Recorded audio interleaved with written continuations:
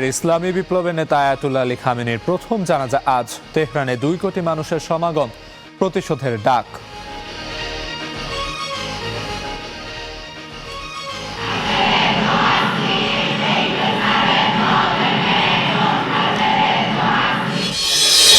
খামেনির জানাজা ও দাফনের সময় কোনো হামলা নয়, প্রতিশ্রুতি দিলেন ট্রাম্প। শান্তি আলোচনা অব্যাহত রাখার ঘোষণা।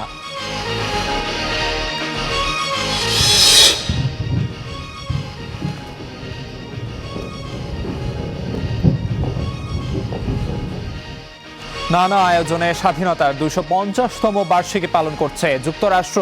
সমাজতন্ত্র দেশের একমাত্র শত্রু বললেন ট্রাম্প। রেকর্ড ভাঙা তাপমাত্রায় পুড়ছে ইউরোপ। অতিরিক্ত 4000 মানুষের মৃত্যু। নিউ ইয়র্কে তাপমাত্রা ছাড়িয়েছে 40 ডিগ্রি সেলসিয়াস। এবং ভেনেজুয়েলায় ভূমিকম্পে প্রাণহানি 3000-এর কাছাকাছি। ফিরে যাচ্ছেন বিদেশি উদ্ধারকর্মীরা, দায়িত্ব কাঁধে তুলে নিয়েছেন স্বজনেরা।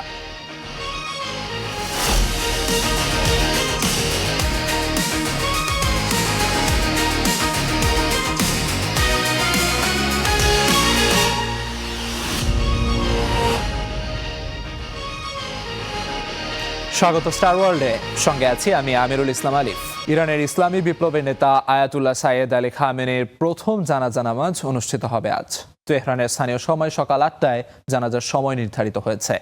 ব্যবস্থাপনা কমিটির কর্মকর্তারা অনানুষ্ঠানিকভাবে জানিয়েছেন যে জানাজা পরিচালনা করবেন একজন শীর্ষস্থানীয় ধর্মীয় ব্যক্তিত্ব। এদিকে রাষ্ট্রীয় বিদায় অনুষ্ঠানের তৃতীয় দিনে রাজধানীতে ঐতিহাসিক জনসমাগম ঘটেছে। ইরানি সংবাদ মাধ্যম বলছে, রাজধানীতে 2 কোটি মানুষের সমাগম হয়েছে। প্রতিশোধ ও ন্যায় বিচারের প্রতীক রক্তলাল পতাকা হাতে নিয়ে আমেরিকার ধ্বংসের স্লোগানে মুখর ছিল গোটা এলাকা।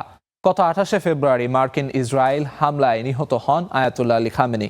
তিনি ছাড়াও এক কন্যা শিশুসহ পরিবারের আরও 4 সদস্যের কফিন গ্র্যান্ড মোসাল্লায় রাখা আছে। কাল রাজধানী জুড়ে বিদায়ী মিছিল হবে, যার প্রস্তুতিও এরই মধ্যে সম্পন্ন হয়েছে। আজ সন্ধ্যায় খামেনির কফিন তেহরানের গ্র্যান্ড প্রেয়ার গ্রাউন্ডস থেকে নিয়ে যাওয়া হবে।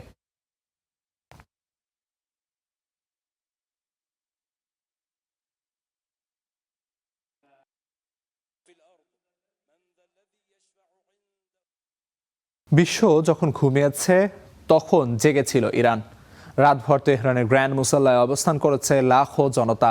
সাবেক সর্বোচ্চ নেতা আয়াতুল্লাহ আলী খামেনির জানাজা ঘিরে মুসাল্লায় উপস্থিত নারী, পুরুষ, শিশু, বৃদ্ধ সবাই। তারা বলছেন, আমেরিকা নয় বরং আল্লাহ চেয়েছেন বলেই খামেনি শহীদ হয়েছেন। আবার কেউ কেউ বলছেন, নেতার রক্তের প্রতিশোধ নিতেই এসেছেন। আমেরিকা ও ট্রাম্পকে কোনো ছাড় না দেওয়ার ঘোষণা দিয়েছেন তারা।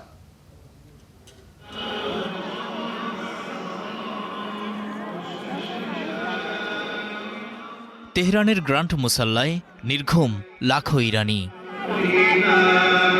কখনো স্লোগান, কখনো কান্না, আর কখনো দোয়ায় মগ্ন থাকতে দেখা যায় বিপুল সংখ্যক মানুষকে। প্রয়াত সর্বোচ্চ নেতা আয়াতুল্লাহ আলী খামেনির কফিন সামনে রেখে এমনই এক রাত পার করেছে ইরানের জনগণ। যুক্তরাষ্ট্রের প্রতি ক্ষোভ ছিল তাদের চোখে মুখে। আমাদের নেতার মৃত্যুর পর থেকে যখনই আমি তার ছবি দেখি বা খবরে তার নাম শুনি, আপ্লুত হয়ে পড়ি। আমি প্রশ্ন করি, কেন আল্লাহ এই মহান মানুষকে এত তাড়াতাড়ি আমাদের কাছ থেকে নিয়ে নিলেন?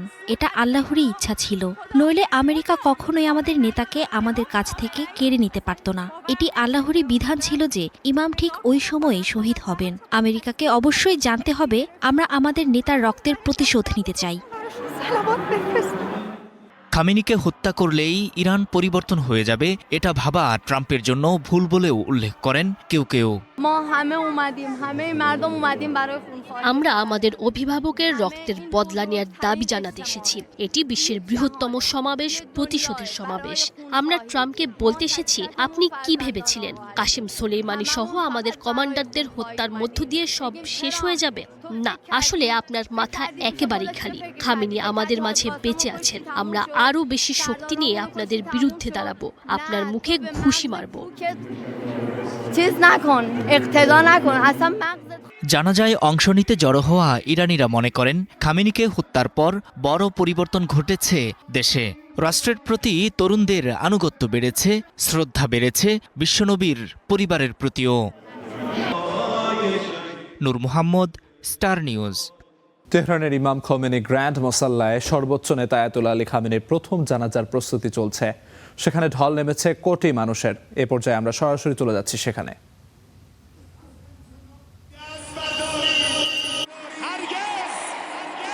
هر کسی صدای من رو میشنوه این هرگز رو بگه خون تو را مظلوم بگذاری از انتقامت دست برداریم هرگز خون تو می جوشد که دلها زنده باشد این خون بهای نصرت آینده باشد. مردم من یه روزی سال 88 اون موقع یادتون میاد چه اهانت‌ها به آقای ما کردن. من این شعر اون موقع خوندم، هیچ فکر نمی کردم چرخ روزگار به چرخه یه روزی در نماز بر پیکر آقا بخونم. دست راستتون رو بلند کنید هر کی بلده. رهبر من طلای دار لاله هایی. দর্শক, আপনারা দেখতে পাচ্ছেন ইরানের যে গ্র্যান্ড মোসাল্লা, সেই গ্র্যান্ড মোসাল্লায় কিন্তু কোটি মানুষের সমাগম হয়েছে। যেমনটি আমরা বলছিলাম, ইরানের পক্ষ থেকে ধারণা করা হচ্ছে এবং দাবি করা হয়েছে প্রায় 2 কোটিরও বেশি মানুষ আজ গ্র্যান্ড মোসাল্লায় আয়াতুল্লাহ আলী খামেনির যে শ্রদ্ধা, তার প্রতি শ্রদ্ধা জানাতে জড়ো হয়েছেন। এবং প্রথম জানাজা আজ অনুষ্ঠিত হবে। এরপর 7 জুলাই জানাজা উত্তর মধ্য ইরানের পবিত্র শহর কোমে স্থানান্তরিত হবে। 8 জুলাই ইরাকের বিভিন্ন অনুষ্ঠানেরও আয়োজন করা হয়েছে। এবং আপনারা এরই মধ্যে জানেন যে রাজধানী বাগদাদ সহ পবিত্র শহর নাজফ, কারবালা এবং বেশ কিছু জায়গায় আসলে খামেনির যে কফিন, সেই কফিন নেওয়া হবে এবং তাকে শ্রদ্ধা জানানো হবে। এবং সবশেষ সেখানে যে শহীদ নেতাদের دلای سوخته زیر پرچم ابوالفضل رزم تو چه دیدنی شد مثل خاک کربلا تربت تو بوسیدنی شد. دست راست تو به نشانه بیعت و لبیک بلند کن، با رهبر عزیزمون ولی امرمون بیعت تازه کنیم. آبروی ما ولایت، آرزوی ما شهادت. آبروی ما ولایت، آرزوی ما شهادت. آبروی ما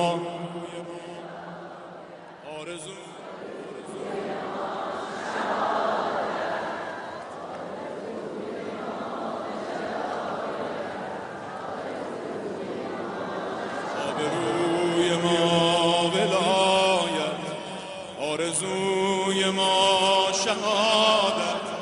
آبروی ما ولایت، آرزوی ما شهادت. باورم نیست که روز تشییع تو دیدم، بزرگترین داغو چشیدم. দর্শক, যেমনটি বলছিলাম, আসলে এরপর এই যে আনুষ্ঠানিকতা, সেই আনুষ্ঠানিকতার পর থেকে কিন্তু যেমনটি হয়েছে যে এই মানুষ যে সমবেত হয়েছেন, জড়ো হয়েছেন, রাতভর তারা সেখানে ছিলেন, তারা তাদের সর্বোচ্চ নেতা আয়াতুল্লাহ খামেনির যে মৃত্যু, সেই মৃত্যুতে তারা শোক জানিয়েছেন। এবং তাদের এই যে শোক, সেই শোক কিন্তু আসলে শক্তিতে পরিণত করে তার মৃত্যুর যে প্রতিশোধ, সেই প্রতিশোধ নেওয়ারও ঘোষণা তারা দিয়েছেন। অর্থাৎ তারা দাবি করছেন যে মার্কিন প্রেসিডেন্ট ডোনাল্ড ট্রাম্পের যে হামলা, সেই হামলা এবং ইসরায়েলের সঙ্গে একত্র হয়ে তাদের যে হামলা, সেই হামলায় ট্রাম্পের ইচ্ছায় আসলে আয়াতুল্লাহ আলী খামেনি নিহত হয়েছেন, এমনটি তারা মানতে নারাজ, বা এমনটি তারা বলছেন না। তারা বলছেন মহান আল্লাহ তাআলার ইচ্ছায় তাদের সর্বোচ্চ নেতা শহীদ হয়েছেন এবং এটি তার যে শহীদ মৃত্যু, সেই মৃত্যুকে আরো শক্তিশালী হিসেবে চিন্তা করার চেষ্টা করছেন তারা, এবং সেই জায়গায় আসলে পরবর্তী যে কার্যক্রমগুলো রয়েছে সেখানে যেমনটি আপনাদের জানাচ্ছিলাম যে ইরাকের শহর রাজধানী বাগদাদ এবং সেই সঙ্গে কারবালায় শ্রদ্ধা নিবেদনের জন্য নেওয়া হবে, এবং সবশেষ চূড়ান্ত জানাজা এবং দাফন অনুষ্ঠানটি হবে আগামী 9 জুলাই ইরানের উত্তর পূর্বাঞ্চলীয় পবিত্র শহর মাশহাদের ইমাম রেজা মাজারে অনুষ্ঠিত হতে যাচ্ছে সেই অনুষ্ঠান। এবং সেই খবরাখবর আমরা আপনাদের জানিয়ে দেওয়ার চেষ্টা করব প্রতিনিয়ত, সেই সঙ্গে দেখানোর চেষ্টা করব আসলে সবশেষ খবরাখবর। الوداع ای حسینی ترین من দর্শক, সরাসরি যুক্ত ছিলাম তেহরানের গ্র্যান্ড মোসাল্লায়। সেখানে ইরানের সর্বোচ্চ সাবেক ধর্মীয় নেতা আয়াতুল্লাহ আলী খামেনির যে মরদেহ, সেখানে শ্রদ্ধা নিবেদন করছেন ইরানের কোটি কোটি মানুষ। এ পর্যায়ে অন্যান্য প্রসঙ্গ, মধ্যপ্রাচ্যের যুদ্ধের ধাক্কা, অর্থনৈতিক সংকট আর পশ্চিমাদের চাপ সব উপেক্ষা করেই ইতিহাসের সবচেয়ে বড় আয়োজনের রাষ্ট্রীয় বিদায় অনুষ্ঠান করছে ইরান। খামেনির জানাজাকে ঘিরে শুধু শোক নয়, বরং জনগণের ঐক্যের শক্তি, কূটনীতি ও রাজনৈতিক বার্তার এক বিরল প্রদর্শনী দেখাচ্ছে ইরান। কেন এই আয়োজনকে ট্রাম্পের উদ্দেশ্যে সরাসরি চ্যালেঞ্জ হিসেবে দেখা হচ্ছে, আর কি বার্তাই দিতে চাইছে তেহরান, বিস্তারিত জানবো এক্সপ্লেইনারে।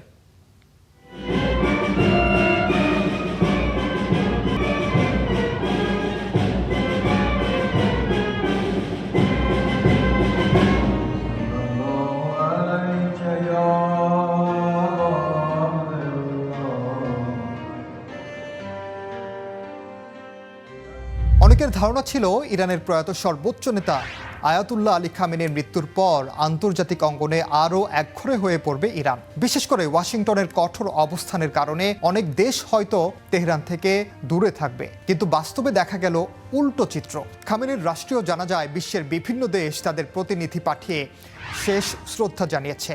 রাষ্ট্রপ্রধান, প্রধানমন্ত্রী, সংসদের স্পিকার, পররাষ্ট্রমন্ত্রী, আবার কেউ বিশেষ দূত পাঠিয়ে তাদের সমর্থন ও সমবেদনা জানিয়েছে ইরানের প্রতি। প্রশ্ন হচ্ছে, এটি কি শুধুই শেষ শ্রদ্ধা, নাকি তেহরানের মাটিতে দাঁড়িয়ে বিশ্ব আরেকটি বার্তা দিয়ে গেল? কি সেই বার্তা? আন্তর্জাতিক কূটনীতিতে কোনো রাষ্ট্রের শীর্ষ নেতার শেষ বিদায় বা জানাজায় অংশ নেওয়া কেবল শোক প্রকাশ নয়, অনেক সময় এটি একটি রাজনৈতিক সংকেত। কার সঙ্গে কার সম্পর্ক থাকবে, কার সঙ্গে যোগাযোগ বন্ধ হবে না, আর কোন সংকটের পরও কূটনৈতিক দরজা খোলা রাখা হবে, এসব বার্তাও এমন অনুষ্ঠানে প্রকাশ পায়। খামেনির জানাজাও ঠিক তেমন একটি মঞ্চে পরিণত হয়েছে। প্রথম বড় বার্তাটি এসেছে মস্কো থেকে। রাশিয়া বহু বছর ধরেই ইরানের অন্যতম কৌশলগত অংশীদার। ইউক্রেন যুদ্ধ, জ্বালানি, অস্ত্র এবং পশ্চিমা নিষেধাজ্ঞার বিরুদ্ধে দুদেশ একে অপরের উপর নির্ভরশীল। তাই খামেনির জানাজায় রুশ প্রতিনিধিদের উপস্থিতি শুধু শোক প্রকাশ নয়, এটি ছিল একটি বার্তা। পশ্চিমা চাপ সত্ত্বেও মস্কো তেহরান অটুট সম্পর্কের। বেজিংও উচ্চ পর্যায়ের প্রতিনিধি পাঠিয়েছে। চীন জানে ইরান তার জ্বালানি নিরাপত্তা এবং বেল্ট অ্যান্ড রোড ইনিশিয়েটিভের কৌশলের গুরুত্বপূর্ণ অংশ। খামেনির জানাজায় প্রতিনিধি পাঠিয়ে চীন দেখিয়েছে যুক্তরাষ্ট্রের সঙ্গে প্রতিযোগিতা চললেও মধ্যপ্রাচ্যে তারা নিজেদের কূটনৈতিক উপস্থিতি বজায় রাখবে। এটি সরাসরি ওয়াশিংটন বিরোধী অবস্থান না হলেও চীনও যে এই অঞ্চলের বড় খেলোয়াড় তার একটি বড় বার্তা হিসেবেই বিবেচনা করছেন বিশ্লেষকরা। সবচেয়ে বেশি আলোচনায় পাকিস্তান। দেশটির প্রধানমন্ত্রী নিজেই তেহরানে গেছেন। একদিকে পাকিস্তান যুক্তরাষ্ট্রের সঙ্গে সম্পর্ক রাখতে চায়, অন্যদিকে সীমান্ত নিরাপত্তা ও আঞ্চলিক স্থিতিশীলতার জন্য ইরানের সঙ্গেও সম্পর্ক নষ্ট করতে চায় না। আর এই বার্তাটি দিয়েছে ইসলামাবাদ।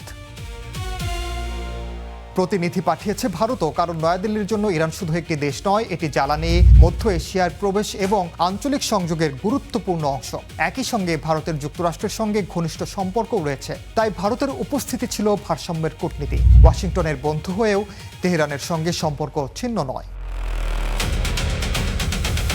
ইরাকের উপস্থিতি অনেকটাই প্রত্যাশিত, কারণ দুদেশের মধ্যে শুধু রাজনৈতিক নয়, গভীর ধর্মীয় ও সামাজিক সম্পর্ক রয়েছে। খামেনির জানাজার একটি অংশ ইরাকের নাজাফ ও কারবালাতে অনুষ্ঠিত হচ্ছে, যে কারণে বাগদাদের জন্য অনুপস্থিত থাকা প্রায় অসম্ভব ছিল। দেশগুলোর এই উপস্থিতি শাসক পরিবর্তনে যুক্তরাষ্ট্রের চেষ্টার বিপরীতে কঠোর এক কূটনৈতিক বার্তা দেয় বলে মনে করেন বিশ্লেষকরা। আবার অনুপস্থিতির ভাষাও গুরুত্বপূর্ণ। সবচেয়ে বেশি চোখে পড়েছে কারা আসেনি। সংযুক্ত আরব আমিরাত সহ বেশ কয়েকটি উপসাগরীয় দেশের শীর্ষ নেতৃত্ব অনুপস্থিত থাকতে পারেন এমন ধারণা করা হলেও শেষ পর্যন্ত সৌদি আরবের মতো দেশের প্রতিনিধিদেরও শেষ শ্রদ্ধা জানাতে দেখা গেছে খামেনিকে। খামেনির মৃত্যু হয়তো যুক্তরাষ্ট্রের সামরিক সাফল্য, কিন্তু তার জানাজা দেখিয়ে দিল আরেকটি বাস্তবতা। সামরিক শক্তি দিয়ে একজন নেতাকে হত্যা করা সম্ভব হয়তো, কিন্তু একটি দেশকে কূটনৈতিকভাবে একঘরে করা অনেকটাই কঠিন। শুধু তাই নয়, যুক্তরাষ্ট্রের শাসক পরিবর্তনের চেষ্টাও রুখে দিয়ে ইরান এক ধরনের একটি কঠোর বার্তাই দিয়েছে।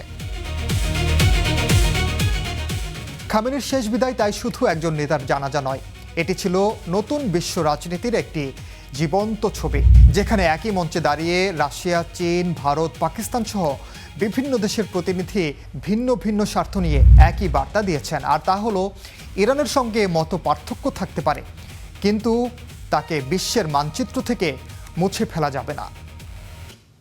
ইরান যুদ্ধের ক্ষত এখনও শুকায়নি। এর মধ্যেই সাবেক সর্বোচ্চ নেতা আয়াতুল্লাহ আলী খামেনির বিদায় অনুষ্ঠানকে কেন্দ্র করে নজিরবিহীন আন্তর্জাতিক সমাগমে মুখর তেহরান। বিশ্বের সকল দেশের নজর এখন ইরানে। সব মিলে যেন বৈশ্বিক কূটনীতির নতুন মঞ্চ হয়ে উঠেছে তেহরান। যুদ্ধের ধোঁয়া এখনও পুরোপুরি সরেনি তেহরানের আকাশ থেকে, কিন্তু সেই তেহরানই এখন পরিণত হল কূটনীতির বৈশ্বিক মঞ্চে। খামেনির বিদায় অনুষ্ঠানকে ঘিরে তেহরানে অবস্থান করছেন একাধিক দেশের রাষ্ট্রপ্রধান, পার্লামেন্ট স্পিকার, পররাষ্ট্রমন্ত্রী ও বিশেষ দূতেরা। বিশ্ব গণমাধ্যমের নজর এখন তেহরানে। গণমাধ্যমে উপেক্ষিত ছিল যে ইরান, সেই তেহরান এখন শত শত গণমাধ্যমের সরাসরি সম্প্রচারের কেন্দ্রবিন্দু। প্রায় ১০০টি দেশের হাজারো প্রতিনিধি এই মুহূর্তে ইরান সফরে রয়েছেন। জানাজার আয়োজন শুধু রাষ্ট্রীয় শোকানুষ্ঠানে সীমাবদ্ধ নেই। অনুষ্ঠানমালার পাশাপাশি তেহরানে চলছে নানামুখী কূটনৈতিক তৎপরতা। President Masoud Pezeshkian, parliament speaker Mohammad Bagher Ghalibaf এবং পররাষ্ট্রমন্ত্রী আব্বাস আরাকচি একের পর এক বৈঠক করছেন বিদেশি প্রতিনিধি দলগুলোর সঙ্গে। যুদ্ধের কারণে দীর্ঘদিন যেসব দেশের সঙ্গে সরাসরি উচ্চ পর্যায়ের যোগাযোগ সীমিত ছিল, সেই শূন্যতা পূরণে এই সফরকে কাজে লাগানোর চেষ্টা করছে তেহরান। রাশিয়া, চীন, ইরাক, নামিবিয়া, আফগানিস্তান, ইরাক ও বাংলাদেশ সহ বিভিন্ন দেশের প্রতিনিধিদের সঙ্গে দ্বিপাক্ষিক সম্পর্ক, আঞ্চলিক নিরাপত্তা এবং ভবিষ্যৎ সহযোগিতা নিয়ে আলোচনা করছেন ইরানের শীর্ষ নেতারা। দ্বিপাক্ষিক সম্পর্ক ঝালিয়ে নেবার পাশাপাশি বিদেশি অতিথিদের সাথে বৈঠকগুলোতে শত্রুদের প্রতিও বার্তা দিচ্ছে ইরান। যুক্তরাষ্ট্র ও ইসরায়েলের সামরিক হামলার নিন্দা জানানোয় দেশগুলোর প্রশংসা করেন পেজেশকিয়ান। খামেনির জানাজা উপলক্ষে মধ্যপ্রাচ্যের ইরানপন্থী মিলিশিয়া গ্রুপগুলোর প্রতিনিধিরাও এখন তেহরানে। প্রতিরোধ যোদ্ধাদের সাথে খোলাখুলি আলোচনা ইরানের জন্য জরুরি ছিল। তাদের তৎপরতা শুধু খামেনিকে শ্রদ্ধা জানানো বা জানাজার আনুষ্ঠানিকতাতেই সীমাবদ্ধ থাকবে না, বরং মধ্যপ্রাচ্যের নতুন রাজনৈতিক সমীকরণেও তারা প্রভাবিত করবেন। Ishtiaq Hossain, star news. ইরানের সাবেক সর্বোচ্চ নেতা আয়াতুল্লাহ আলী খামেনির জানাজা ও দাফন চলাকালে কোনো পক্ষই একে অন্যের ওপর হামলা চালাবে না, এই অঙ্গীকার করেছেন মার্কিন প্রেসিডেন্ট ডোনাল্ড ট্রাম্প। একই সঙ্গে তেহরানের সঙ্গে আলোচনা অব্যাহত থাকবে বলেও জানিয়েছেন তিনি। ট্রাম্প আরও ইঙ্গিত দিয়েছেন যে ইসরায়েলি প্রধানমন্ত্রী বিনিয়ামিন নেতানিয়াহু আগামী সপ্তাহেই হোয়াইট হাউস সফর করতে পারেন, যা হবে ইরানের বিরুদ্ধে যুদ্ধ শুরুর পর তার প্রথম যুক্তরাষ্ট্র সফর। যদিও ইরানের সঙ্গে সই হওয়া সমঝোতা স্মারকের শর্ত ভেঙে ইসরায়েলি বাহিনী লেবানন ও গাজায় হামলা অব্যাহত রেখেছে। সবশেষ হামলায় দক্ষিণ লেবাননে অন্তত একজন নিহত হয়েছেন। এছাড়া উত্তর গাজা সিটি ও জাবালিয়া শরণার্থী শিবিরে 2 জন ফিলিস্তিনি নিহত হয়েছেন। সাম্প্রতিক সমঝোতা স্মারক অমান্য করার জন্য ইসরায়েলকে অভিযুক্ত করেছেন তুর্কি প্রেসিডেন্ট রিসেপ তাইপ এরদোয়ান। বলেছেন, তুরস্ক এই অঞ্চলে শান্তি অর্জনের যে কোনো প্রচেষ্টা সমর্থন করতে প্রস্তুত। ফিলিস্তিনিদের প্রতি যুগ যুগের আগ্রাসন ও গাজায় চলমান গণহত্যা এখন ইসরায়েলের জন্য হিতে বিপরীত হচ্ছে। যুক্তরাষ্ট্রে থাকা ইহুদি তরুণরা এখন আর ইসরায়েলের অন্ধ সমর্থক নয়, যারা মনে করছেন ইহুদিদের কথিত নিরাপত্তার অজুহাতে গাজায় গণহত্যার মতো ঘৃণ্য অপরাধ করছে ইসরায়েল। গাজা কেবল এই তরুণদের মতামতকেই বিভক্ত করেনি, বরং যে কোনো মূল্যে ইসরায়েলের প্রতি প্রশ্নহীন সমর্থনের ঐতিহ্য ভাঙতে চলেছে। যুদ্ধবিরোধী এই প্রতিবাদের ছবিটি 2 বছর আগের। ইসরায়েল ও ইহুদিদের নিরাপত্তার অজুহাতে যখন গাজায় গণহত্যা চালাচ্ছিলেন নেতানিয়াহু, তখন যুদ্ধের প্রায় পুরোটা সময় এমন প্রতিবাদ চালিয়ে যান যুক্তরাষ্ট্রে থাকা ইহুদিরা। মিছিলের স্লোগানে স্পষ্ট জানান তারা তাদের নামে যুদ্ধ চান না। যুদ্ধবাজ ইসরায়েল প্রশ্নে যুক্তরাষ্ট্রের ইহুদিদের মনোভাব তখনই স্পষ্ট হয়ে যায়। গাজা সংকট যুক্তরাষ্ট্রে থাকা ইহুদিদের চেতনাগত অবস্থানে এক বড় পরিবর্তন নিয়ে এসেছে। ইহুদিদের নতুন প্রজন্ম গাজার অমানবিক দৃশ্যগুলো দেখছে, বিশ্বজুড়ে ইসরায়েলের প্রতি ঘৃণার জোয়ার দেখছে, সেই সাথে নিজেদের বিচার বুদ্ধিকেও কাজে লাগাচ্ছে। ইহুদি ও ইসরায়েল প্রশ্নে তারা আর অস্বীকারের জোয়ারে গা ভাসাচ্ছে না। ওয়াশিংটন পোস্টের জরিপ বলছে বর্তমানে 61% আমেরিকান ইহুদি বিশ্বাস করেন ইসরায়েল গাজায় যুদ্ধাপরাধ করছে। এদের প্রতি 10 জনে 4 জন অর্থাৎ 39%ই এটিকে গণহত্যা বলে মনে করেন। ইউনিভার্সিটি অফ ক্যালিফোর্নিয়া ও ইউনিভার্সিটি অফ রচেস্টারের যৌথ জরিপ বলছে 58% মার্কিন ইহুদি গাজায় ইসরায়েলের সেনা অভিযানের বিপক্ষে, আর পক্ষে মাত্র 31%। 18 থেকে 34 বছর বয়সী ইহুদি তরুণদের মাত্র 36% ইসরায়েলের প্রতি আবেগ অনুভব করেন, আর প্রবীণদের ক্ষেত্রে এই হিসাব 68%। দলীয়ভাবেও স্পষ্ট হয়ে উঠেছে বিভক্তি। ইহুদি রিপাবলিকানদের 85% ইসরায়েলকে সমর্থন করেন, আর ইহুদি ডেমোক্র্যাটদের মাত্র 31% ইসরায়েলের পক্ষে, অর্থাৎ দুই দলে ব্যবধান 54%। কুইন্সি ইনস্টিটিউট ফর রেসপন্সিবল স্টেটক্রাফটের তথ্য মতে 2023 থেকে 24 সালের মধ্যে ইসরায়েলে যুক্তরাষ্ট্রের সামরিক সহায়তা বাড়ে 3 গুণেরও বেশি। 2024 সালে ইসরায়েলের মোট প্রতিরক্ষা বাজেটের 1/3 যোগান দেয় যুক্তরাষ্ট্র। এই ইনস্টিটিউটের বিশ্লেষণ বলছে ইসরায়েলের প্রতি যুক্তরাষ্ট্রের এই অন্ধ সমর্থনই মধ্যপ্রাচ্যে যুক্তরাষ্ট্রের জন্য রাজনৈতিক ও সামরিক সংকট বাড়িয়েছে, যা যুক্তরাষ্ট্রের জনগণের করের টাকার মর্যাদা ও স্বার্থের ক্ষতি করছে। ইফাতিরা, স্টার নিউজ। স্বাধীনতার 250 বছরে যুক্তরাষ্ট্র কৃষি নির্ভর ছোট ছোট 13টি ব্রিটিশ উপনিবেশ মিলে ব্রিটিশ শাসনের বিরুদ্ধে সশস্ত্র সংগ্রামের মাধ্যমে স্বাধীনতার ঘোষণা দিয়েছিলেন তারা। সালটা 1776, কিন্তু সেই কৃষি নির্ভর জনপদই একদিন বিশ্বের সবচেয়ে শক্তিশালী অর্থনীতি, সবচেয়ে বড় সামরিক শক্তি আর বৈশ্বিক আর্থিক ব্যবস্থার কেন্দ্র হয়ে উঠবে, এটি কেউ কি ভেবেছিল? বিশ্বের সুপার পাওয়ার হয়ে ওঠার পেছনে যুক্তরাষ্ট্রের শাসকরা কি করেছিলেন, কেমন ছিল দেশটির সেই যাত্রা, জানব প্রতিবেদনে।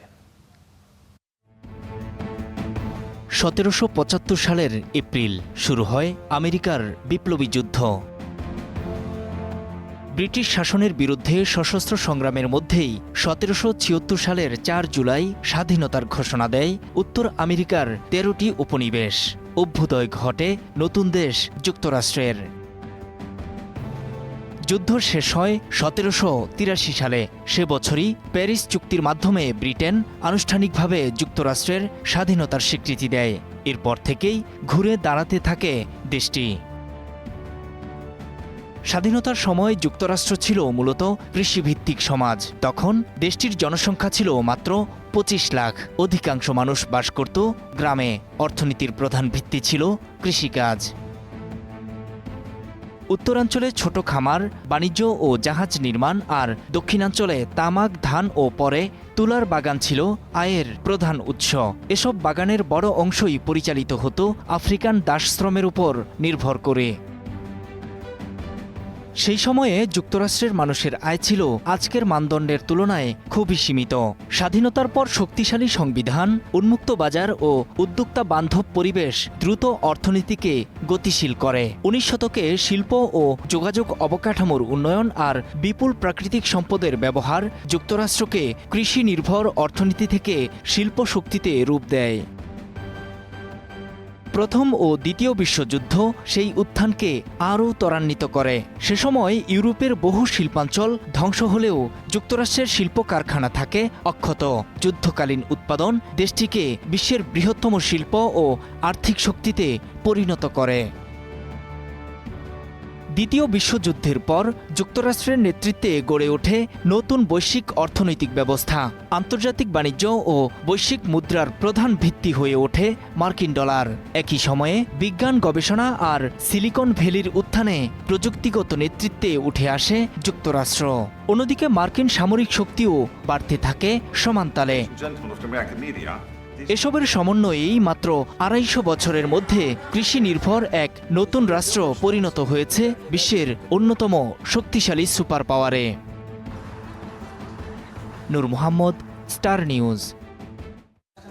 নানা আয়োজনে স্বাধীনতার 250তম বার্ষিকী পালন করল যুক্তরাষ্ট্র। এ উপলক্ষে মাউন্ট রাশমোরতে দেয়া ভাষণে দেশের প্রতিষ্ঠাতাদের স্বপ্ন পূরণের অঙ্গীকার করেছেন প্রেসিডেন্ট ট্রাম্প, কিন্তু তার ভাষণ জুড়ে ছিল সমাজতন্ত্রের সমালোচনা। যেন এই মুহূর্তে যুক্তরাষ্ট্রের একমাত্র শত্রু হলো সমাজতন্ত্র।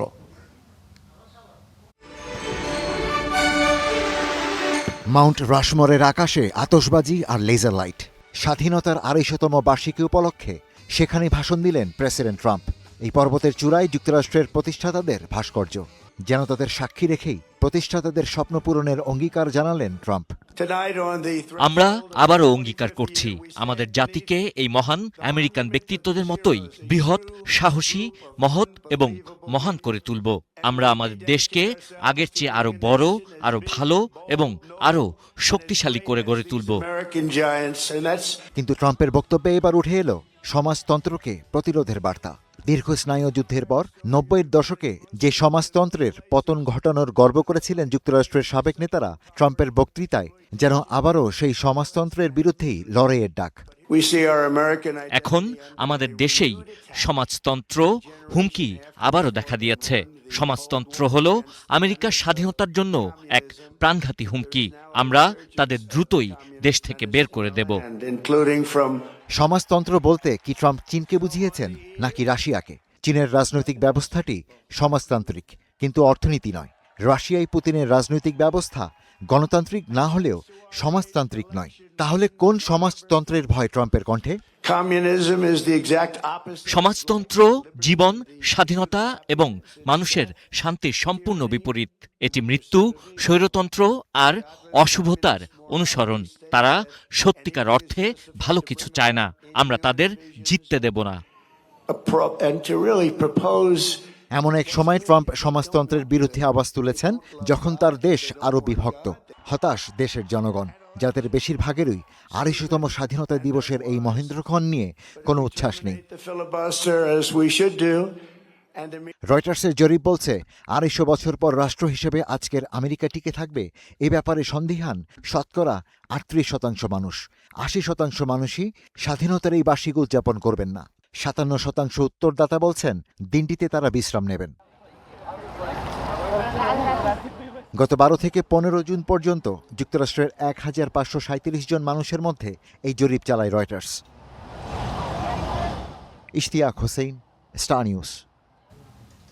স্বাধীনতার ২৫০ বার্ষিকী উদযাপন করছে যুক্তরাষ্ট্র। দিবসটি উদযাপনের অংশ হিসেবে এবার ফিলাডেলফিয়ায় এক ব্যতিক্রমী উদ্যোগ নেওয়া হয়েছে।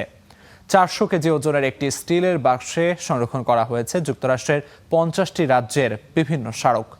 আজ থেকে ঠিক ২৫০ বছর পর ২২৭৬ সালে যুক্তরাষ্ট্রের স্বাধীনতার ৫০০ বার্ষিকীতে খোলা হবে টাইম ক্যাপসুল নামের এই বাক্সটি, যা দিয়ে ২৫০ বছর পরের প্রজন্ম জানবে ২০২৬ সালের যুক্তরাষ্ট্রকে। যুক্তরাষ্ট্রের ফিলাডেলফিয়ায় স্বাক্ষরিত হয় দেশটির স্বাধীনতার ঘোষণাপত্র। সেখানেই মাটির নিচে সংরক্ষণ করা হচ্ছে স্টিলে তৈরি ৪০০ কেজি ওজনের এই সিলিন্ডার আকৃতির ক্যাপসুল। এটিকে বলা হচ্ছে টাইম ক্যাপসুল।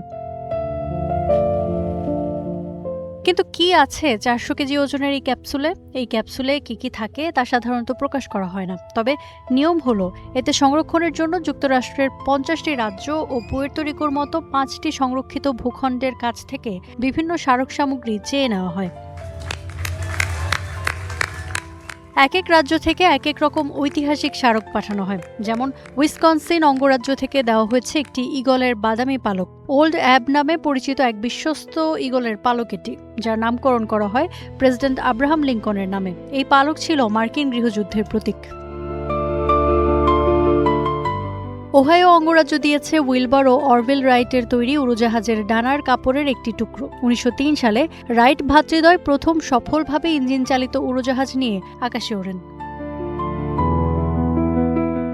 মেইন অঙ্গরাজ্য থেকে এসেছে নর্থ আটলান্টিক রাইট তিমির একটি হাড়। কয়েকটি অঙ্গরাজ্য দিয়েছে আধুনিক জীবনের নিদর্শন। যেমন ক্যালিফোর্নিয়া দিয়েছে একটি এআই চ্যাটবটের লেখা ভবিষ্যৎবাণী, যাতে লেখা আছে ২০২৬ সালের ৪ জুলাই থেকে ঠিক ২৫০ বছর পর ক্যালিফোর্নিয়া দেখতে কেমন হবে। আর আমেরিকা ২৫০ নামের এই কর্মসূচির আয়োজক কর্তৃপক্ষ দিয়েছে একটি কমলা রঙের আইফোন। আজ থেকে ঠিক 250 বছর পর 2276 সালে আমেরিকার 500তম বার্ষিকীর 4 জুলাইয়ে ভবিষ্যৎ প্রজন্ম এই ক্যাপসুলটি উন্মুক্ত করবে, যা যুক্তরাষ্ট্রের একটি পূর্ণাঙ্গ ও প্রতিনিধিত্বমূলক দলিল হয়ে থাকবে। কয়েক বছর আগে উন্মুক্ত করা হয় 1914 সালের একটি টাইম ক্যাপসুল, যা রেখেছিলেন ওয়াল স্ট্রিটের ব্যবসায়ীরা, যাতে পাওয়া যায় 1700 শতকে ডাচ উপনিবেশ আমলের চা, কফি ও মশলার বাণিজ্য উপকরণ। বাক্সের ভেতরে থাকা বার্তায় নিউ ইয়র্কের গভর্নরের জন্য একটি টেলিগ্রামও ছিল। ইফাতিরা, স্টার নিউজ। যুক্তরাষ্ট্রের স্বাধীনতার 250তম বার্ষিকী উপলক্ষে নিউ ইয়র্কের সোথবিতে আয়োজন করা হয়েছে বিশেষ প্রদর্শনী। এতে ঠাঁই পেয়েছে যুক্তরাষ্ট্রের স্বাধীনতার 250 বছরের নানান স্মৃতিস্মারক। এই প্রদর্শনীতে আছে যুক্তরাষ্ট্রের স্বাধীনতার ঘোষণাপত্র, 13 তারকা বিশিষ্ট একটি আমেরিকান পতাকা এবং 1795 সালে আঁকা জর্জ ওয়াশিংটনের একটি প্রতিকৃতি। এছাড়া ঐতিহাসিক নানা স্মারক, চিত্রকর্ম, ফটোগ্রাফি ও ঐতিহাসিক সাহিত্যকর্ম বিভিন্ন মাধ্যমে ফুটিয়ে তোলা হয়েছে। প্রদর্শনীটি 5টি থিমে সাজানো হয়েছে। প্রথম অধ্যায়ে জাতি গঠন এর থিমে আছে গিলবার্ট স্টুয়ার্টের আঁকা জর্জ ওয়াশিংটনের প্রতিকৃতি ও স্বাধীনতা যুদ্ধের 13 তারকা বিশিষ্ট পতাকা এবং 1876 সালে স্বাধীনতার শতবার্ষিকীর জন্য তৈরি একটি ইন্ডিপেন্ডেন্স হলের model. The exhibition is really a যুক্তরাষ্ট্রের স্বাধীনতার 250 বছরের সামগ্রিক পর্যালোচনার এই প্রদর্শনী 5টি অধ্যায় বিভক্ত। প্রথম অধ্যায় জাতি গঠন নিয়ে কথা বলেছি, দ্বিতীয় অধ্যায়ে আমেরিকার স্বপ্ন। এ অধ্যায়টি মূলত ল্যান্ডস্কেপ চিত্রকর্ম নিয়ে। উল্লেখযোগ্য কাজগুলোর মধ্যে রয়েছে এডওয়ার্ড হপারের একটি অসাধারণ চিত্রকর্ম, যা তিনি ম্যাসাচুসেটসে এঁকেছিলেন। এছাড়া 1920-এর দশকের জর্জিয়া ও কিফের একটি সুন্দর ফুলের চিত্রকর্মও রয়েছে। যুক্তরাষ্ট্রের ওহাইও অঙ্গরাজ্যের আকাশে এক পাইলট USA 250 লিখে স্বাধীনতার 250তম বার্ষিকী স্মরণ করেন। Flight tracking data platform flight radar 24 এর তথ্য অনুযায়ী একটি সেসনা বিমান নিয়ে আকাশে উড়ে তিনি এই শব্দগুলো অঙ্কন করেন, যা যুক্তরাষ্ট্রের মানচিত্রের ভেতরে ফুটিয়ে তোলা হয়। 6 ঘন্টারও বেশি সময় আকাশে উড়ে তিনি এই কাজটি সম্পন্ন করেন।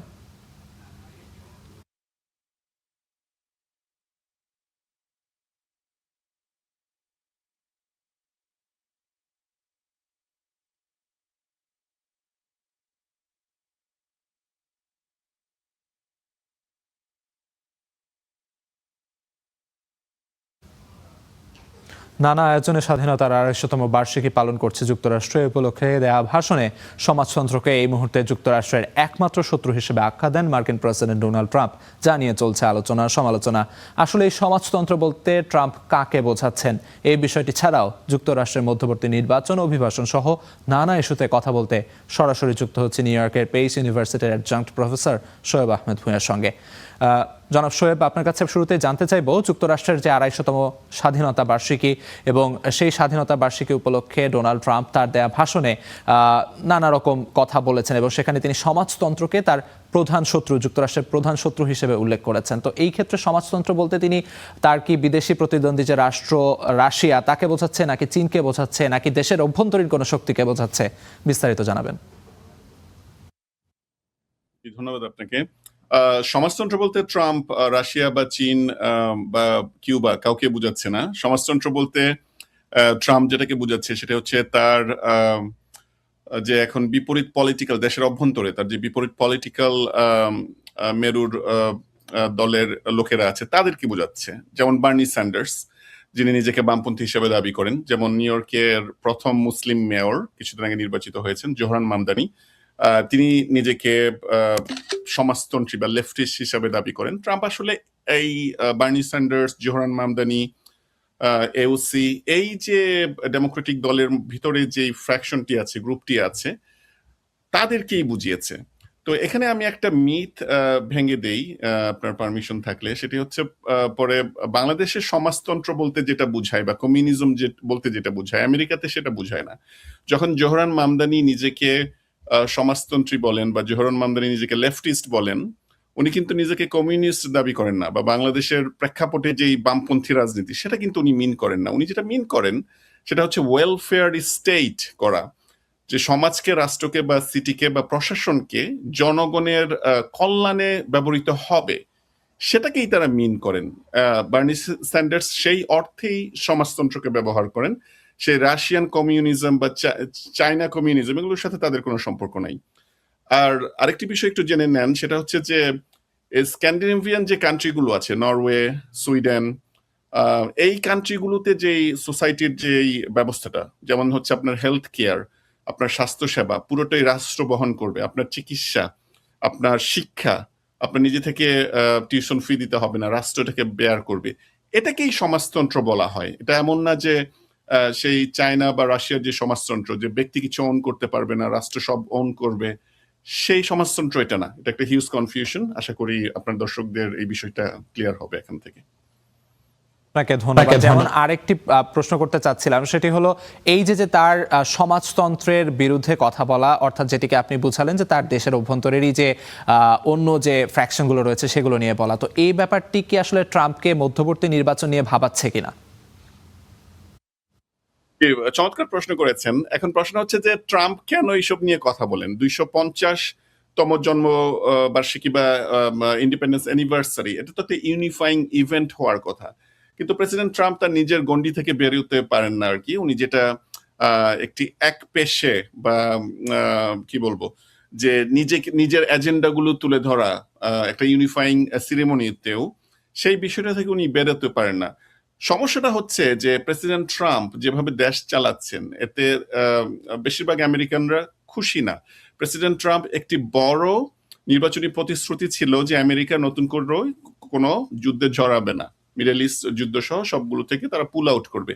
সেটা কিন্তু হয়নি। আমেরিকা একটার পর একটা যুদ্ধে জড়িয়েছে, এবং সর্বশেষ ইরান যুদ্ধে আমেরিকার স্ট্র্যাটেজিক ডিফিট হয়েছে, এটা আমেরিকানরাও এখন জানে। সেই কারণেই প্রেসিডেন্ট ট্রাম্পের যে অ্যাপ্রুভাল রেটিং, সেটা কিন্তু মানে একদম রেকর্ড ল এখন। তো মধ্যবর্তী নির্বাচন তো অবশ্যই তাকে ভাবায়, এবং এই মধ্যবর্তী নির্বাচনে ট্রাম্পের বিপরীত যেই পলিটিক্যাল ফিনোমিনাগুলো আছে, যেমন জোহরান মামদানি যেই নতুন মামদানি ঝড় নিয়ে এসেছেন আমেরিকার রাজনীতিতে, সেটার একটা প্রতিফলন আমরা দেখেছি যে নিউ ইয়র্কের কয়েকদিন আগে যেই প্রাইমারি ইলেকশন হলো, সেখানে কিন্তু মামদানি সমর্থিত সবগুলো প্রার্থী বিপুল ভোটে বিজয়ী হয়েছেন প্রাইমারিতে। তো এবং ট্রাম্প এটা অবজার্ভ করেছেন, এবং ট্রাম্প জানেন যে সামনের মধ্যবর্তী নির্বাচন সহ সবগুলো নির্বাচনে এই মামদানি ঝড় বা নতুন ইয়াং আমেরিকানদের, যারা যুদ্ধ চায় না, যারা চায় যে রাষ্ট্র বেশি ক্যাপিটালিস্ট হতে গিয়ে তার দুর্বল নাগরিকদেরকে দূরে সরিয়ে দেবে না, নাগরিকের দায়িত্ব ভার নিবে, একটু আগে যে কথাগুলো বলছিলাম, চিকিৎসা, শিক্ষা, মৌলিক চাহিদা পূরণের দায়িত্ব বা রাষ্ট্র নিবে, এই যে আইডিওলজি গুলো এখন পপুলার হচ্ছে, সেটাকেই ট্রাম্প আক্রমণ করতে চেয়েছে, অতিরিক্ত রকম পলিটিসাইজ করে, কমিউনিজম ইত্যাদি ইত্যাদি শব্দ ব্যবহার করে। যেমনটি আসলে আপনি বললেন যে মধ্যবর্তী নির্বাচন নিয়েই তিনি আসলে কথা বলতে গিয়ে ব্যাপারগুলো তুলে এনেছেন। সেই সঙ্গে ট্রাম্পের যে সাম্প্রতিক যে সিদ্ধান্তগুলো, যেমন যুক্তরাষ্ট্র শুরু থেকেই তো অভিবাসী বান্ধব একটি দেশ হিসেবে পরিচিত, সেই জায়গায় তার নতুন যে অভিবাসন নীতি, সেটি কি আসলে তাকে কোনোভাবে বেকায়দায় ফেলতে যাচ্ছে কিনা?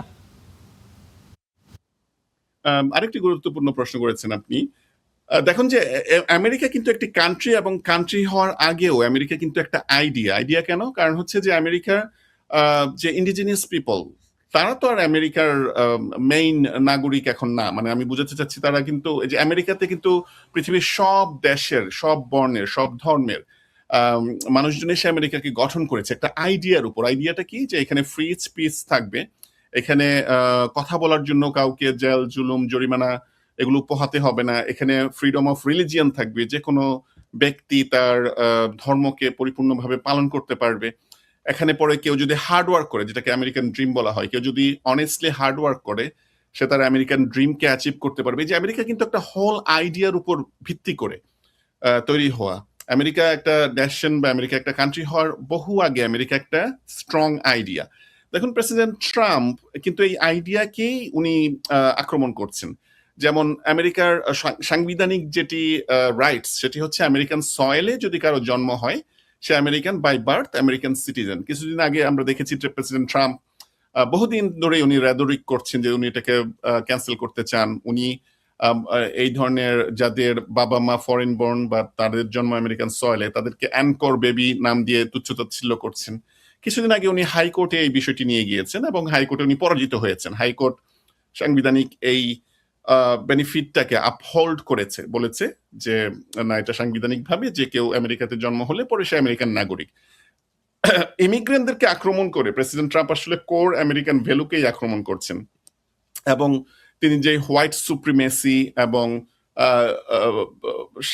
শ্বেতাঙ্গদের জাতীয়তাবাদের উপর ভিত্তি করে তার একটি পপুলার বেস বানিয়েছেন, সেটা কিন্তু আমেরিকান আইডিয়ালিজমেরই একটি বিরুদ্ধ, এবং উনি এটার পিছনে ফুয়েল করার জন্য এই কথাগুলো এখন বলছেন। তো ইন এ নাটশেল আমি খুব ধন্যবাদ জনাব শোয়েব, আপনি আসলে বুঝিয়ে বললেন যে এই যে ট্রাম্পের অভিবাসন নীতি সহ যুদ্ধ নীতি সহ নানা ইস্যুতে তিনি আসলে নিজ দেশেই সুপ্রিম কোর্ট সহ তার সিনেট সহ সবকিছু মিলিয়ে মোটামুটি একটু বেকায়দায় পড়েছেন, এবং সেই জায়গায় তিনি মধ্যবর্তী নির্বাচন নিয়েও ভাবছেন। জনাব শোয়েব, আপনাকে অসংখ্য ধন্যবাদ। দর্শক, সরাসরি যুক্ত ছিলাম নিউ ইয়র্কের পেস ইউনিভার্সিটির অ্যাডজাঙ্ক্ট প্রফেসর জনাব শোয়েব আহমেদ ভূঁইয়ার সঙ্গে। ভেনেজুয়েলায় আঘাত হানা বিধ্বংসী জোড়া ভূমিকম্পের মৃতের সংখ্যা বেড়ে ৩,০০০-এর কাছাকাছি। সবশেষ তথ্য বলছে ২,৯৫৪ জনে দাঁড়িয়েছে মৃতের সংখ্যা। এখনও নিখোঁজ হাজার হাজার মানুষ। পার্লামেন্টের প্রেসিডেন্ট হোর্হে রদ্রিগেজ এক বার্তায় বলেছেন, এখন পর্যন্ত ৬,৪৬২ জনকে উদ্ধার করা হয়েছে। ভূমিকম্পের ১১ দিনে ধ্বংসস্তূপের নিচে স্বজনদের খুঁজে ফিরছেন শত শত মানুষ। জীবিতদের সন্ধানে ২৯,৫৬৭ জন উদ্ধারকর্মী নিয়োজিত রয়েছেন, যাদের মধ্যে ৩,০০০-এর বেশি বিদেশ থেকে গেছেন। তবে আন্তর্জাতিক উদ্ধারকারী দলগুলো ফিরে যেতে পারে এমন আশঙ্কায় উদ্বিগ্ন হয়ে পড়েছেন ক্ষতিগ্রস্ত পরিবারগুলো। নিখোঁজদের স্বজনদের অভিযোগ, উদ্ধার কাজে সরকারের উপস্থিতি খুবই সীমিত। এদিকে ভূমিকম্প আঘাত হানার পর থেকে ভেনেজুয়েলায় ৯৪২টি আফটারশক রেকর্ড করা হয়েছে।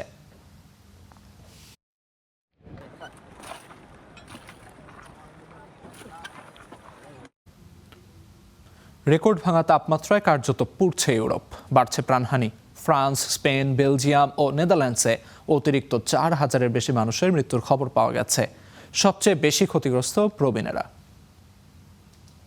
তীব্র দাবদাহে হাঁসফাঁস করছে ইউরোপের দেশ ফ্রান্স। প্যারিসের রাস্তাঘাটে মানুষের চলাচল কমে গেছে। গরম থেকে কিছুটা স্বস্তি দিতে শহরের বিভিন্ন স্থানে চালু করা হয়েছে কুলিং মিস্ট স্প্রেয়ার। তবে মেট্রো সহ গণপরিবহনে যাত্রীদের দুর্ভোগ ছিল চোখে পড়ার মতো। ফ্রান্সে প্রায় ৮০ বছরের মধ্যে সর্বোচ্চ তাপমাত্রার রেকর্ড হয়েছে গত সপ্তাহে। রাজধানী প্যারিস সহ বিভিন্ন এলাকায় তাপমাত্রা ৪০ ডিগ্রি সেলসিয়াস ছাড়িয়ে যায়। দেশটির স্বাস্থ্য মন্ত্রণালয় জানিয়েছে, ফ্রান্সে চলমান তাপপ্রবাহে অতিরিক্ত ২,০০০-এরও বেশি মানুষের মৃত্যু হয়েছে। দক্ষিণ ফ্রান্সের কিছু অংশে দাবানল ছড়িয়ে পড়ায় পরিস্থিতি আরও খারাপ হয়েছে। স্পেনেও পরিস্থিতি উদ্বেগজনক। তাপজনিত কারণে মারা গেছেন অন্তত ১,০২৮ জন। মাদ্রিদের রাস্তায় ডিজিটাল বোর্ডে দেখা যায় ৪১ ডিগ্রি সেলসিয়াস তাপমাত্রা। প্রচণ্ড রোদে রাতে ছাতা নিয়ে চলাচল করছেন মানুষ। আবহাওয়া সংস্থা সতর্ক করেছে, অনেক এলাকায় তাপমাত্রা ৪৪ ডিগ্রি সেলসিয়াস পর্যন্ত উঠতে পারে। একই চিত্র নেদারল্যান্ডস আর বেলজিয়ামেও। নেদারল্যান্ডসে এক সপ্তাহে প্রায় ৫০০ এবং বেলজিয়ামে গত ২ সপ্তাহে প্রায় ১৩০০ অতিরিক্ত মৃত্যুর ঘটনা নথিভুক্ত হয়েছে। মৃতদের বেশিরভাগই প্রবীণ। বিশেষজ্ঞরা সতর্ক করে বলেছেন, জলবায়ু পরিবর্তনের প্রভাবে তাপপ্রবাহের তীব্রতা ও স্থায়িত্ব বাড়ছে। তাই জনস্বাস্থ্য সুরক্ষায় দ্রুত ও কার্যকর পদক্ষেপ নেওয়ার উপর জোর দিচ্ছেন তারা। এমন অবস্থায় ইউরোপীয় কমিশন তার সদস্য দেশগুলোকে তাপপ্রবাহ মোকাবিলায় সতর্ক থাকার আহ্বান জানিয়েছে। Ishtiaq Hossain, star news. দক্ষিণ ইউরোপ জুড়ে চলমান তাপপ্রবাহের মধ্যে গ্রিস, পর্তুগাল ও স্পেনে ভয়াবহ দাবানল ছড়িয়ে পড়েছে। প্রবল বাতাসের কারণে আগুন দ্রুত বিস্তার লাভ করায় কয়েকটি এলাকায় জরুরি অবস্থা নির্দেশ করা হয়েছে। গ্রিসের থেসালনিকি শহরের উত্তরে ওরেওয়াকাস্ট্রো এলাকার কৃষি জমি ও বনাঞ্চলে শনিবার সন্ধ্যায় দাবানল শুরু হয়। পরিস্থিতির দ্রুত অবনতি হলে কর্তৃপক্ষ জরুরি সতর্কবার্তা জারি করে। একই সময়ে পর্তুগালের উত্তরাঞ্চলেও দাবানল অব্যাহত রয়েছে। বৃহস্পতিবার তোরেলহে প্যারিসে শুরু হওয়া আগুন দ্রুত আশপাশের এলাকায় ছড়িয়ে পড়ে। এতে এ পর্যন্ত ১১,০০০ হেক্টরের বেশি এলাকা পুড়ে গেছে। অন্যদিকে স্পেনের উত্তর পূর্বাঞ্চলীয় কাতালোনিয়ায়ও দাবানল নিয়ন্ত্রণে লড়াই চলছে।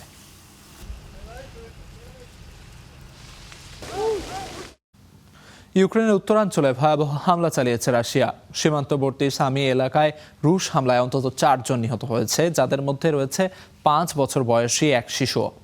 আহত হয়েছে আরও অন্তত ৩৩ জন। শুক্রবার গ্লাইডেড বোমা ব্যবহার করে চালানো হয় এ হামলা। শনিবার এসব তথ্য জানিয়েছে অঞ্চলটির গভর্নর। ইউক্রেনের রাষ্ট্রীয় জরুরি সেবা একটি ভিডিও ফুটেজ প্রকাশ করেছে, যাতে দেখা যাচ্ছে হতাহতদের সেবা দিচ্ছে স্বাস্থ্যকর্মীরা। ঘটনাস্থলে ছড়িয়ে ছিটিয়ে আছে রক্ত। হামলার পরপরই সামাজিক মাধ্যমে প্রতিক্রিয়া জানিয়েছেন ইউক্রেনের প্রেসিডেন্ট ভলোদিমির জেলেনস্কি। রক্তাক্ত ওই অঞ্চলের ধ্বংসস্তূপ ও রক্তাক্ত শিশুর ছবি পোস্ট করে এই হামলার নিন্দা জানিয়েছেন তিনি। মিত্র দেশগুলোকে আবারও অনুরোধ করেন যুদ্ধ বন্ধে রাশিয়ার ওপর চাপ দিতে। সিরিয়ার রাজধানী দামেস্কে একটি ক্যাফেতে ভয়াবহ বিস্ফোরণে 9 জন নিহত হয়েছেন, আহত হয়েছেন আরও 20 জন। স্থানীয় সময় বৃহস্পতিবার বিকেলে হিজাজ এলাকার আল নাসর সড়কে এ বিস্ফোরণ ঘটে। শনিবার বার্তা সংস্থা রয়টার্সে তথ্য জানিয়েছে। রয়টার্সের তথ্য অনুযায়ী প্রায় 1 কেজি ওজনের একটি বিস্ফোরক ব্যবহার করে বিস্ফোরণটি ঘটানো হয়। প্রত্যক্ষদর্শীদের বিবরণ অনুযায়ী আকস্মিক বিস্ফোরণে মুহূর্তেই ধ্বংসস্তূপে পরিণত হয় পুরো এলাকা।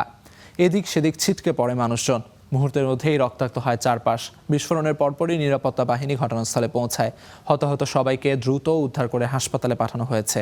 নিহতদের কারো পরিচয় এখনও প্রকাশ করা হয়নি, তবে তাদের মধ্যে কয়েকজন আইনজীবী রয়েছে বলে জানানো হয়েছে। এখনও পর্যন্ত কোনো ব্যক্তি বা সংগঠন এই হামলার দায় স্বীকার করেনি। তদন্ত চলছে, শিগগিরই বিস্তারিত জানা যাবে বলে জানিয়েছে কর্তৃপক্ষ। ইউরোপের অভিবাসী সংকটের কেন্দ্রবিন্দু ইতালির ল্যাম্পেদুসা দ্বীপ সফর করেছেন পোপ লিও। অভিবাসীদের সুরক্ষা নিশ্চিত করা এবং তাদের যাতে নিজ দেশ ছেড়ে সমুদ্রের বিপজ্জনক যাত্রায় নামতে না হয়, বিশ্ব নেতাদের সেটি নিশ্চিত করার আহ্বান জানান তিনি। ল্যাম্পেদুসার একটি কবরস্থানে নিহত নাম না জানা অভিবাসীদের প্রতি শ্রদ্ধা জানান তিনি। উত্তর আফ্রিকা থেকে ইউরোপে প্রবেশের অন্যতম প্রবেশদ্বার ইতালির ল্যাম্পেদুসা বন্দর। প্রতি বছর ভূমধ্যসাগর পাড়ি দিয়ে এভাবেই ল্যাম্পেদুসা প্রবেশ করেন অবৈধ অভিবাসীরা। বিপজ্জনক এই সমুদ্রযাত্রায় প্রাণ হারান বহু অভিবাসী। শনিবার দ্বীপটিতে পৌঁছে কালাপিছানা কবরস্থানে প্রার্থনা করেন পোপ লিও, যেখানে শুয়ে আছেন বিশ্বের বিভিন্ন দেশের জানা অজানা বহু অভিবাসী। এরপর পোর্তা দি ইউরোপা স্মৃতিস্তম্ভ এবং প্রয়াত পোপ ফ্রান্সিসের স্মারকস্তম্ভে শ্রদ্ধা জানান পোপ লিও। 2013 সালে পোপ ফ্রান্সিসও ল্যাম্পেদুসা সফর করেন। প্রয়াত পোপকে এবং বিশ্বের হাজার অভিবাসীকে স্মরণ করলেন পোপ। জরুরি মানবিক সহায়তার পাশাপাশি প্রয়োজন দীর্ঘমেয়াদী পরিকল্পনা, যা অভিবাসীদের গ্রহণ, সুরক্ষা, উন্নয়ন ও সমাজে অন্তর্ভুক্তির সুযোগ সৃষ্টি করবে। একই সঙ্গে এমন উন্নয়ন নিশ্চিত করতে হবে যাতে কাউকে বেঁচে থাকার জন্য বাধ্য হয়ে নিজের দেশ ছেড়ে যেতে না হয়। পোপের এই বার্তাকে স্বাগত জানিয়ে নিহত অভিবাসীদের পরিচয় শনাক্তে কার্যকর উদ্যোগের দাবি তুলেছেন অধিকার কর্মীরা।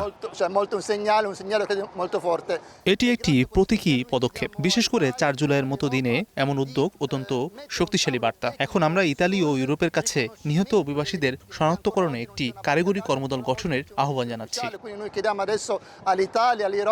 লিবিয়ার উপকূল থেকে ভূমধ্যসাগর পাড়ি দিয়ে ইতালির ল্যাম্পেদুসা পৌঁছান বাংলাদেশ, পাকিস্তান, সোমালিয়া, সুদান ও সিরিয়া সহ বিভিন্ন দেশের দরিদ্র অভিবাসীরা। দারিদ্র্য, যুদ্ধ, রাজনৈতিক অস্থিরতা ও উন্নত জীবনের আশায় তারা মানব পাচারকারীদের ফাঁদে পা দিয়ে এই ঝুঁকিপূর্ণ সমুদ্রযাত্রায় নামেন।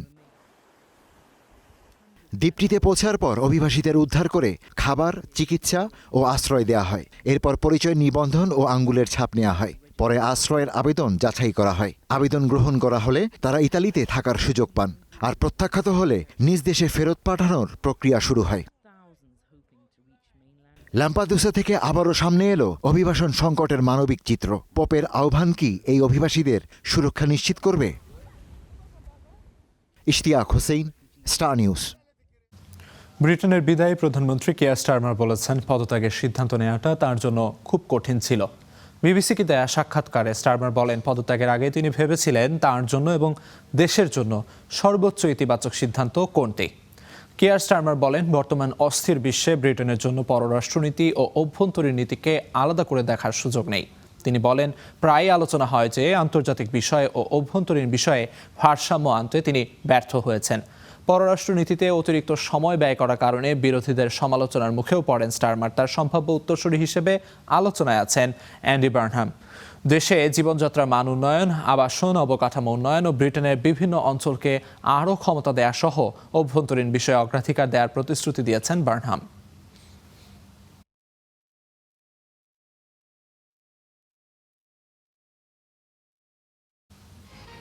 এই ছিল আজকে স্টার ওয়ার্ল্ডে। এতক্ষণ সাথে থাকার জন্য ধন্যবাদ।